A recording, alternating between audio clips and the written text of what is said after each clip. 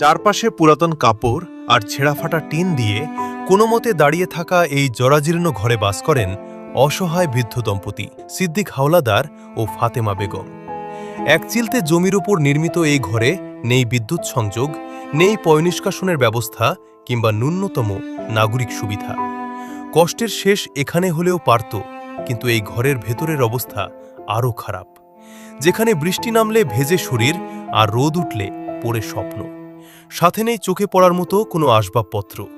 এই চিত্র প্রমাণ করে কতটা কষ্টে দিন কাটাতে হচ্ছে এই বৃদ্ধ দম্পতিকে। জীবনের ৮০টি বছর পার করা এই দম্পতির চোখে মুখে এখন কেবল বেঁচে থাকার হাহাকার।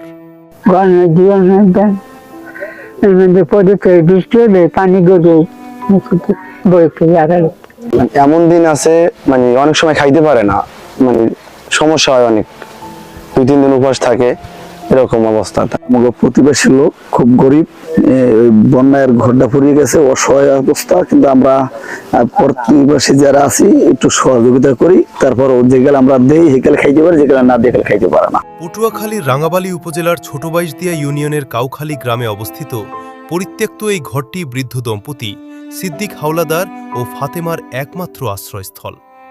রশি দিয়ে বাঁধা ঘরের ভাঙা চাল ও আড়ার অবস্থা এতটাই নাজুক যে কোনো মুহূর্তে তা ধসে পড়তে পারে। ভেতরে আলোর কোনো ব্যবস্থা না থাকায় দিন রাতের পার্থক্য বোঝা দেয়। নিজস্ব পয়ঃনিষ্কাশন ব্যবস্থা ও টিউবওয়েল না থাকায় প্রাকৃতিক কাজ, গোসল এবং দৈনন্দিন ব্যবহারের পানি সংগ্রহের জন্য তাদের পুরোপুরি প্রতিবেশীদের বাড়ির ওপর নির্ভর করতে হয়। নিজেদের আয় রোজগারের ক্ষমতা না থাকায় এবং একমাত্র সন্তান জীবিকার তাগিদে বাবা মায়ের দায়িত্ব নিতে অপারগতা প্রকাশ করায় তাদের পুরোপুরি মানুষের দয়ার ওপর নির্ভর করতে হয়।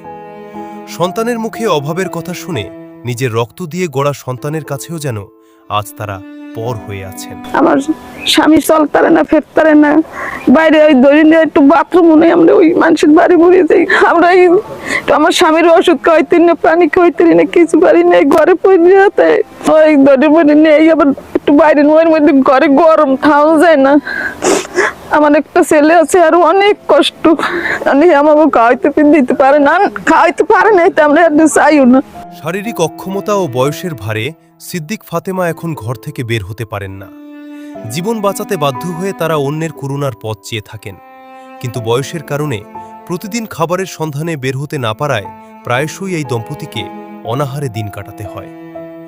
জীবনের শেষ ভাগে এসে আর মানুষের কাছে হাত পাততে চান না, বরং সম্মানে বাঁচার তাগিদে একটি বাসযোগ্য ঘর ও দুবেলা পেট ভরে খাবারের নিশ্চয়তা চান তারা। কামাই করতেন না, রুজি করতেন না, খুব কষ্টে আছে, বলতেন না, জানো অবস্থা কি, পাওয়া তো লড়তে, কামাই করতে না, ওই মাসে দেয় যে খাই, কর্ম করতে না তো, আর দিন লোক বয়ে খাই আমি, ওই মাসে দেয় ওই দিকে রান্ধে, দিকে খাই, কোনোদিন উপোসও খাই। এই অসহায় দম্পতির মানবেতর জীবনের কথা শুনে তাদের পাশে দাঁড়ানোর আশ্বাস দিয়েছেন স্থানীয় ভারপ্রাপ্ত ইউপি চেয়ারম্যান সিদ্দিক মিয়া নামের এক বৃদ্ধ এবং বৃদ্ধা ওয়ার্ড মেম্বার আমাকে জানাচ্ছে যে এই ঘটনা, এই পরিবারের ঘর। আমি খবর নিয়ে দেখতেছি যে তাদের কি দরকার এবং সহযোগিতা করা যায়।